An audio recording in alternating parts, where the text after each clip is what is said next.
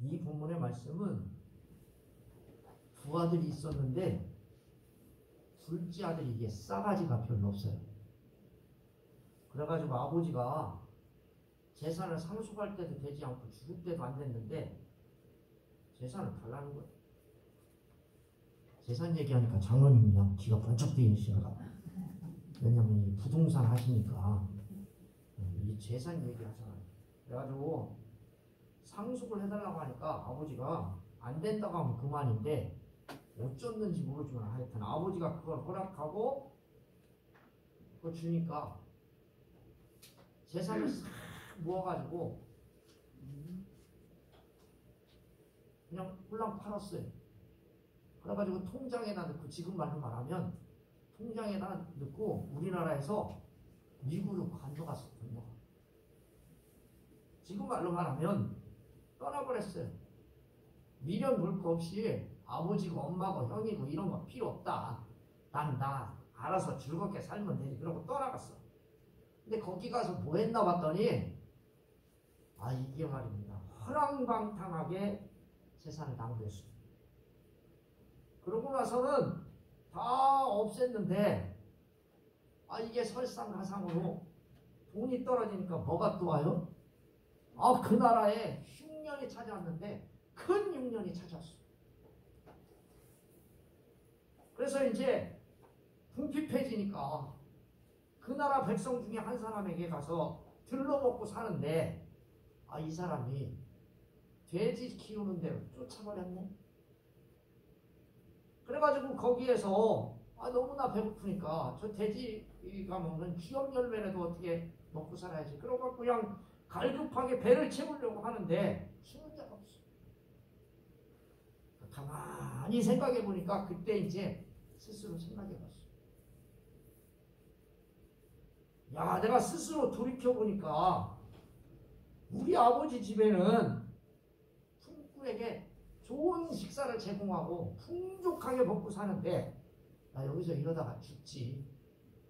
그리고는 회개하기 시작했어. 그리고는요 뭐라고 고백하냐면 내가 나와보니까 이렇게 쫄쫄 굶고 보니까 하나님 앞에도 내가 죄를 졌고 우리 아버지한테도 죄를 졌는데 가지고 내가 죄를 용서받고 나 아들이라고 하는 건 좀 창피하고 그러니까 품꾼의 하나로 봐달라고. 나 그냥 먹여주기만 하면 괜찮다고. 그러고서는 생각을 했어. 그 생각을 하자마자 그가 돌이켜서 아버지께로 돌아갔어. 아멘? 아멘. 어쨌든 비행기 싹을 어디서 빌렸는지 어디서 어쨌는지는 모르지만 하여튼 외국에 나갔던 그 아들이 돌아왔어. 근데 아버지가 돌아오는 걸 가만히 보니까 참 거리가 먼데 보니까 모습이 누구예요? 우리 집에서 나간 둘째 아들이에요. 내가 그럴 줄 알았다. 저거 나가면. 그래가지고 둘째 아들이 가만히 보니까 먼 데서 오는 거 보니까 어깨가 축 처져가지고 고개는 숙이고 어쩔 수 없이 오는 거예요. 근데 아버지는요 그게 너무나 불쌍하게 충분히 여겨서 아들에게 막 달려갑니다. 아들에게 달려가가지고 목을 안고요 입맞춤을 하는데 그런 걸 합니다. 이게 아버지 사랑이에요. 아멘? 아멘.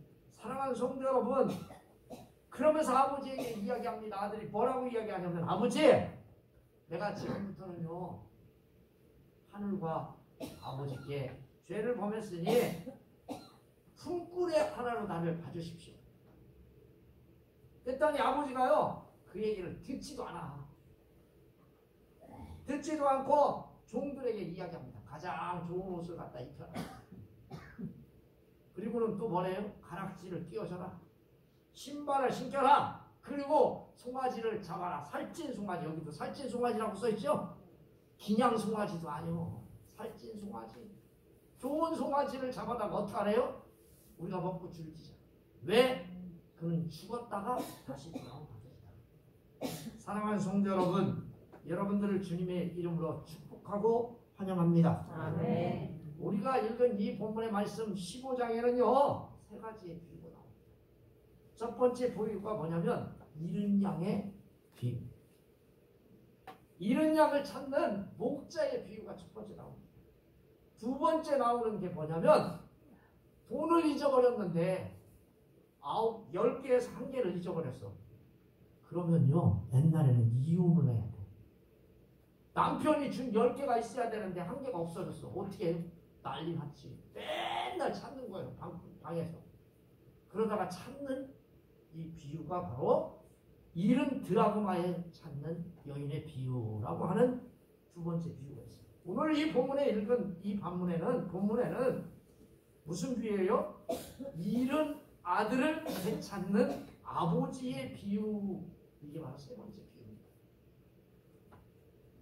그런데 우리는요, 세 번째 비유를 간혹 뭐라고 하냐면, 여러분들 다들 들어보셨죠? 탕자의 비유. 들어보셨죠? 네. 들어보셨어요? 안 들어보셨어요? 들어봤죠. 그럼 그 탕자의 비유에서 또 하나 또 나오는 게 뭐냐면, 첫째 아들의 비유. 그런 비유가 있어요. 첫째 아들이, 첫째 아들은 이렇게 하면 안 된다. 예수 믿으면서 그런 얘기를 하면서 첫째 아들의 비유라고 봐요. 근데 이 세 가지를 읽어보면 15장의 말씀은 결국 뭐예요? 잃은 아들을 되찾는 아버지의 마음이라고 하는 제목이 딱 어울려요. 그래서 제가 잃어버린 아들을 되찾게 된 아버지의 마음이라고 하는 제목으로 오늘 저와 여러분들 은혜를 나누죠. 네. 자, 이 말씀의 시작은 이렇게 시작하죠. 또 이르되 어떤 사람에게 두 아들이 있는데, 여러분 어떤 사람에게 두 아들이 있었대요? 아버지여, 재산 중에서 내게 돌아올 분깃을 내게 주소서 하는지라. 아버지가 그 살림을 각각 나눠 주었더니. 여러분 둘째 아들이 싸가지가 있어요, 없어요? 여러분 둘째 아들이 그러면 싸가지 있는 아들이에요, 없는 아들이에요? 없는 아들이죠? 근데 우리에게도 가끔 이런 아들이 한 개씩 있긴 해야. 재산 달라는 거야. 돈 주세요. 돈 달라는 거요. 남 얘기하는 거 아니에요, 지금. 우리 얘기하는 거예요, 이게. 둘째 아들에게 아버지가 그냥 재산을 나눠달라는 거예요, 아버지. 사랑하는 성도 여러분, 둘째 아들의 생각은 뭐예요? 돈이야, 돈. 돈만 주면 돼. 아버지는 어떤 존재? 돈 주는 존재. 아버지는 어떤 존재? 빨리 없어지면 3분의 1을 내가 받을 수 있는 존재. 빨리 죽었으면 좋겠어. 여러분 서울대학교 학생들에게요, 아버지에 대해서 어떻게 생각하냐고 물어봤대. 설문조사를 했다네. 무슨 조사요? 여러분 설문조사 가끔 나오잖아. 뭐 이거 이래? 그래가지고 서울대 학생한테 조사를 했더니 아버지가 언제까지 사셨으면 좋겠습니까? 그랬더니 62세 그러더래요. 몇 살이요? 몇 살? 60세에 은퇴하고 1년 돈 쓰고 나머지는 다 남겨줬으면 좋겠대. 빨리 죽었으면 좋겠대. 누가? 우리나라 대한민국에서 공부 제일 잘한다고 하는 것들이 다니는 학교에서 그렇게 설문조사가 나왔대. 아버지가 언제 죽었으면 좋겠냐. 바로 은퇴해서 1년은 쓰고 나머지는 다 남겨줬으면 좋겠대요.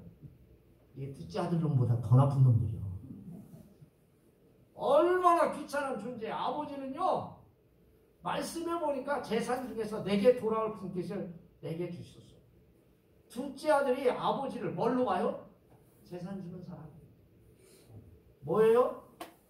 아버지는 사랑 이런 거 필요 없어. 뭐만 필요해요? 아버지의 이것만 필요해요. 작은 아들은요, 아버지하고 함께 사는 것보다 자기 방법대로 즐기면서 사는 걸 더 원했어요.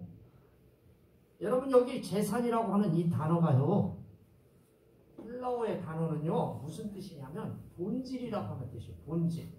따라서 봅시다. 본질. 그러니까 이거 없으면 죽는 거예요. 재산이 없으면 가족도 지킬 수 없고요. 재산이 없으면요 생명을 유지할 수 있는 먹을 걸 살 수 없으니까 죽는 거예요. 여러분 가족이 어떻게 생계를 유지할 수 없는 본질이 재산인데, 그런데 작은 아들은 아버지가 죽기도 전에 뭘 달라는 거야? 재산을 달라는 거야. 아버지가요 죽기 전에 상속을 하거나 죽으면 둘째 아들이 그 당시에 가질 수 있는 돈은 3분의 1이에요. 3분의 1. 3분의 1은 누가 가져요? 둘째 아들이 가는 게 아니라 첫째 아들. 첫째 아들이 3분의 1을 차지하고 3분의 1은 둘째 아들이 차지해요. 그런데 지금처럼 아버지가 쌩쌩하게 살아계시고 모든 것을 주관할 수 있을 때는 몇 분의 1을 받느냐? 9분의 1을 받아요. 몇 분의 1이요? 9분의 1. 9분의 1을 받을 수 있어요. 근데 그 9분의 1 때문에 아버지한테 재산을 달라는 거예요. 아버지가 내가 보니까 부자인 것 같아요. 그죠? 이상한 것은 이 아버지가 그걸 거절하지 않고요. 그래, 아들의 혼을 풀어줍니다. 생각해 보세요. 작은 아들의 욕망은 뭐예요? 한시라도 아버지를 따라서 규제가 없는 삶을 살고 싶어서 환장한 사람이에요. 누가? 둘째 아들이에요. 아멘? 아멘. 여러분 그런 적 없으세요? 저는 뭐 그런 생각을 해본 적이 없어요. 왜? 아버지가 가난해서. 네? 잘못된 동기를 잘 알면서도 그것을 허락한 게 아버지의 마음. 그건 하나님의 마음을 말하는 거예요. 하나님 말씀을 어기고 하나님을 떠나려고 하는 사람을 굳이 하나님은 말리지 않아요. 하나님 가봐라. 하나님은 인간이 마음에 하나님 두기를 싫어하면 제약된 본성 그대로 상실한 마음대로 살게 하신다라고 하는 말씀이 로마서에 있습니다. 그런데요 13절 말씀 보세요. 뭐라고 써 있습니까? 그 후 재산을 남겨주고 등기도 등본이 나오자마자 며칠이 지나면 그 후 며칠이 안 돼요. 며칠이 안 됐어요. 그런데 둘째 아들을 보세요. 여기 보니까 둘째 아들이 재물을 다 모아가지고 어떻게 했어요? 재물을 어떻게 했어요? 다 모았어. 아멘? 아멘. 여러분 제가요 우리 아버지가 돌아가시고 나니까 재산을 정리해보니까 그 뭐야 장례비 그런 거 다 계산해봤어요. 11조 띄고 감상문 띄고 어디 동생한테 자기 그 왔잖아요. 그래서 거기 띄고 딱 띄워보니까 200만 원 남더라고.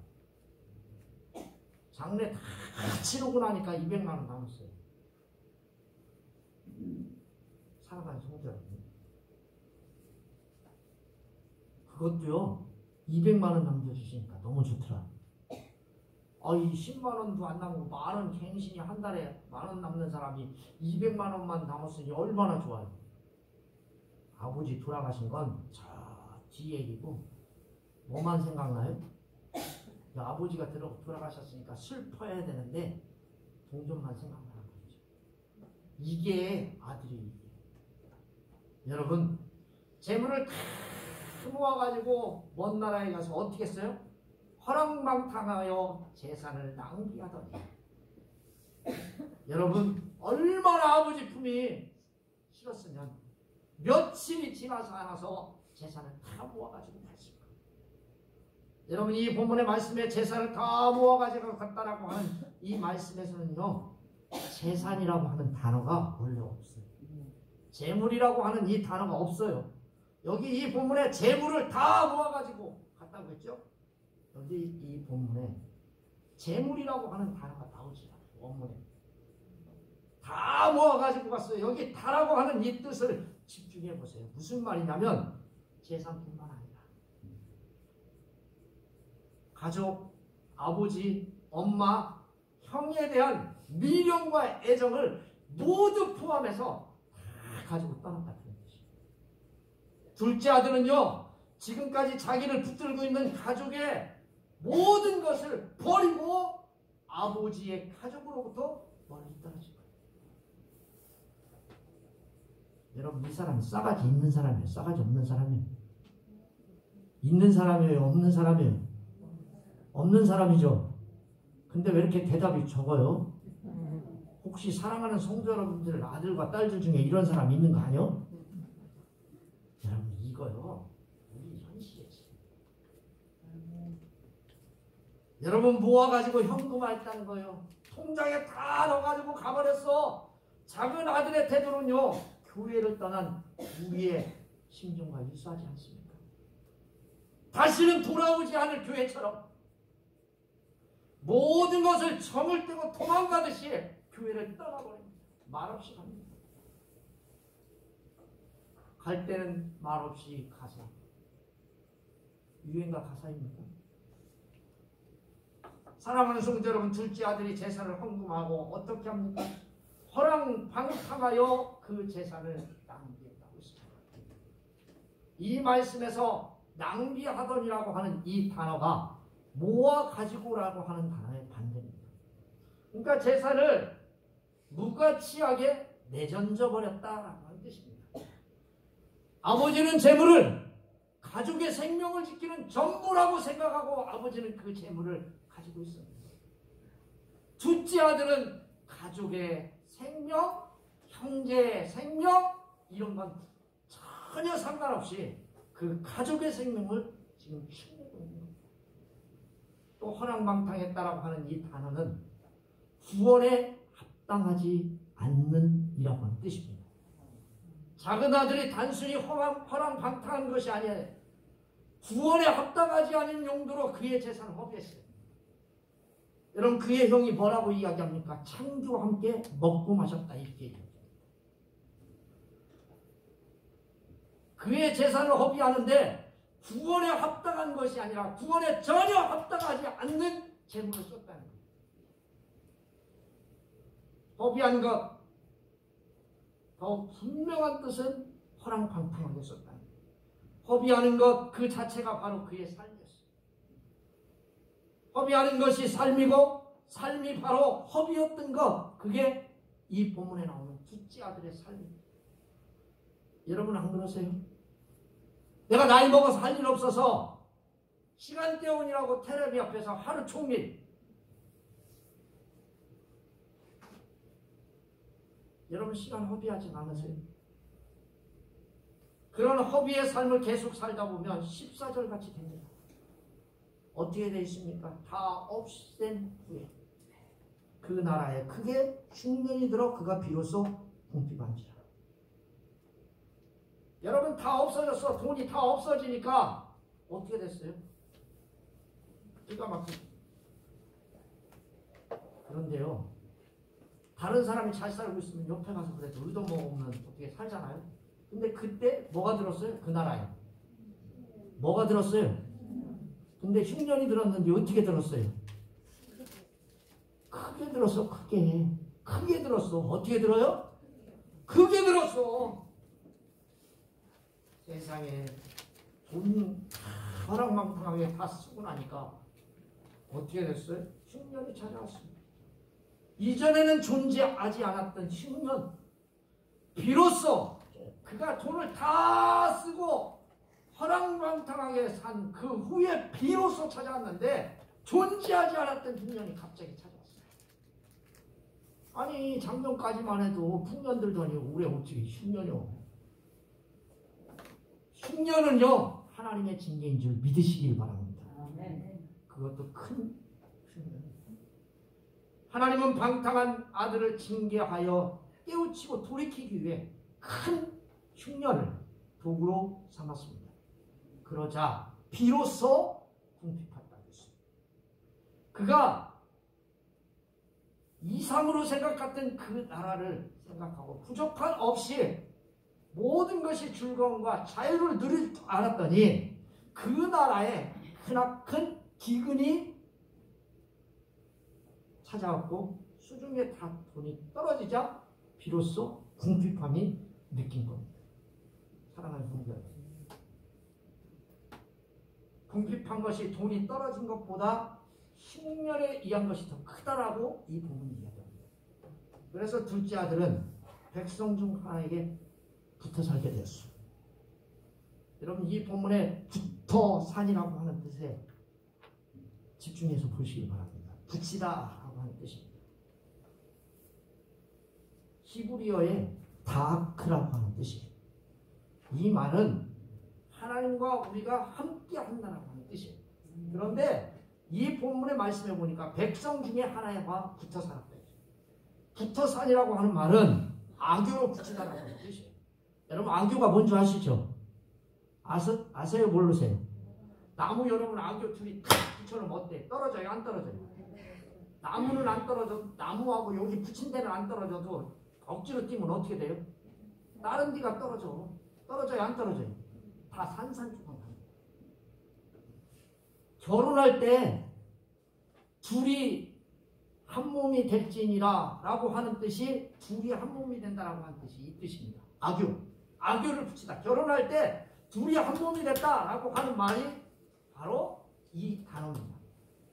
그런데 하나님과 붙여야 할 존재, 부인과 함께 있어야 할 존재, 예수님과 함께 붙어야 할 이 존재가 누구하고 붙어있어요 지금? 이방하고 붙어있어요. 이방 사람하고. 어떻게 됩니까? 그리스도인의 헌신과 거룩한 삶이 붕괴되면 이방인에게 붙여 살게 되고 하나님이 싫어하는 돼지 먹이는 일을 하게 됩니다. 결국 하나님의 백성으로서 하지 말아야 할 행동 뭡니까? 돼지 먹이는 일을 합니다. 하나님이 싫어하는 일. 사랑하는 성도 여러분, 하나님을 떠나면 재미있고 행복할 것 같지만 그렇지 않습니다. 보세요.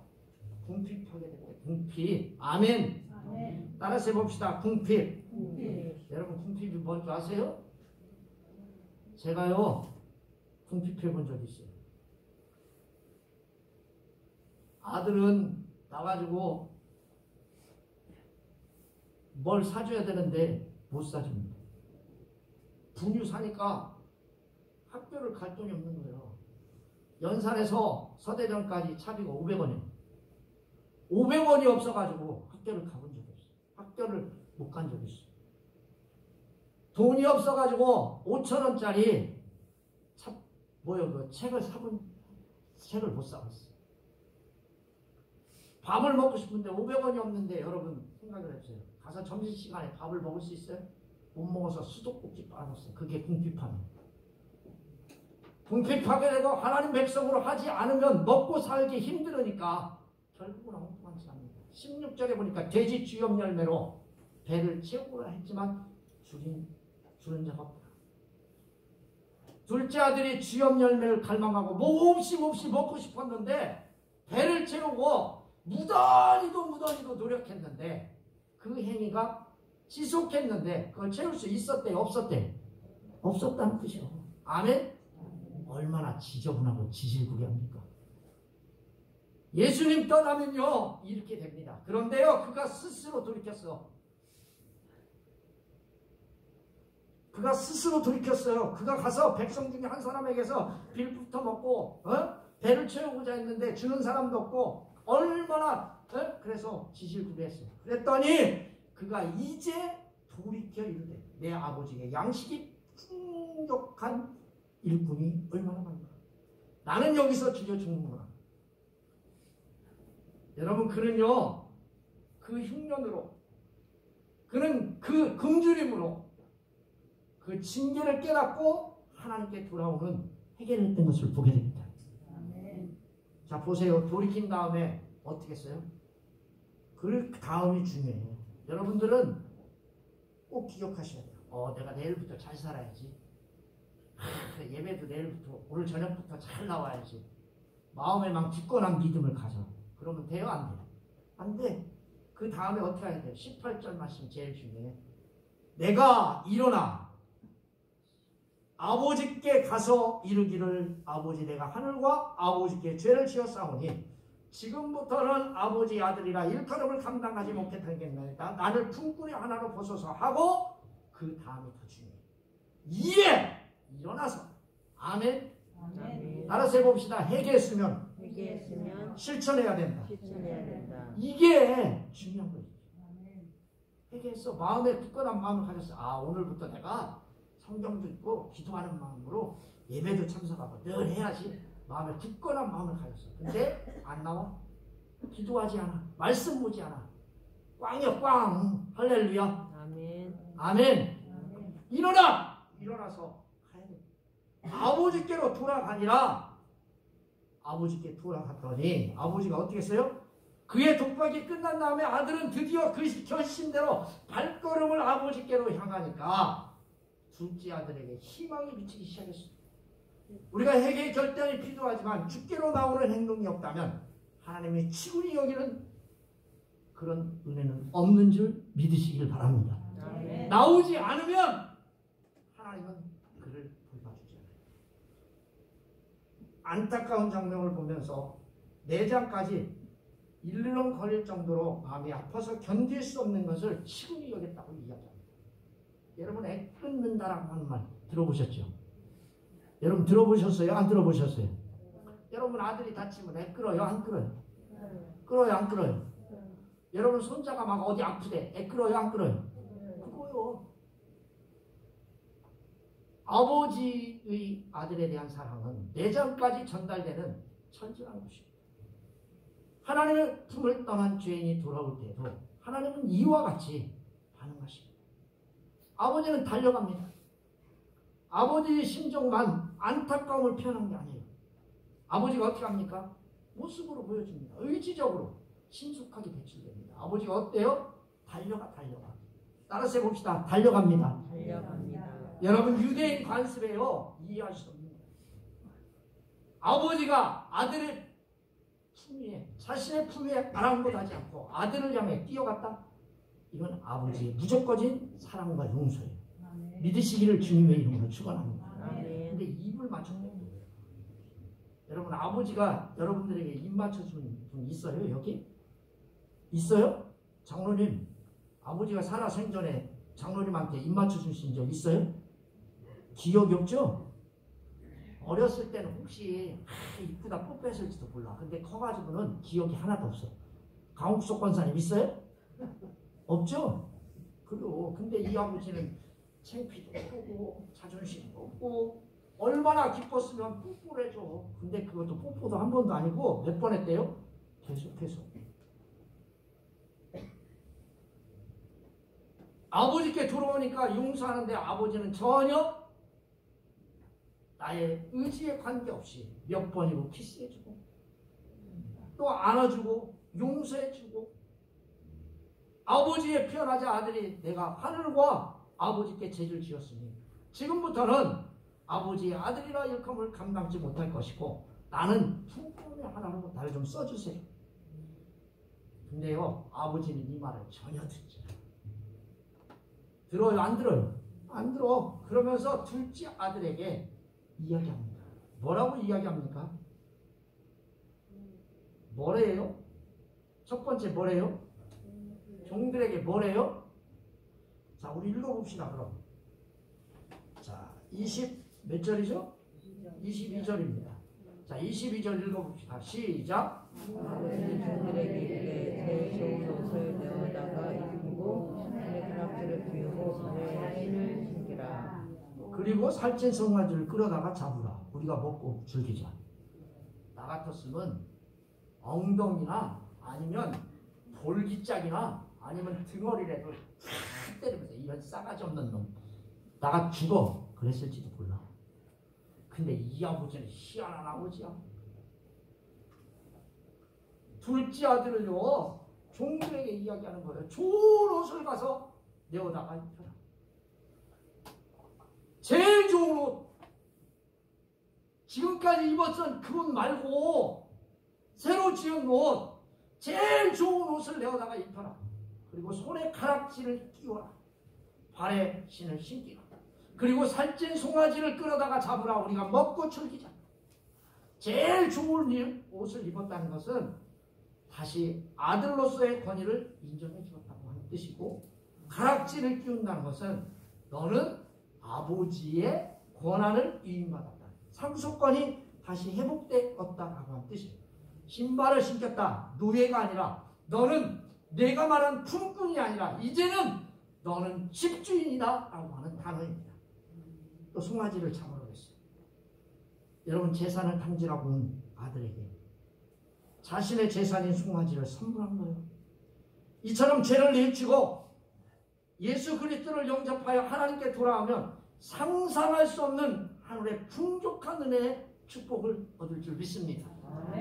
사랑하는 성도 여러분, 우리는 예수 그리스도를 믿기 전에는 죽은 자였습니다. 이제 그리스도를 믿음으로 저와 여러분은 산자가 되었습니다. 사랑하는 성도 여러분, 하나님의 은혜로 다시 태어났음을 유념하시고 하나님을 떠나가는 어리석음을 범하지 않는 저와 여러분 되시기를 주님의 이름으로 축원합니다. 사랑하는 하나님 아버지, 오늘 우리에게 은혜 주시니 감사합니다.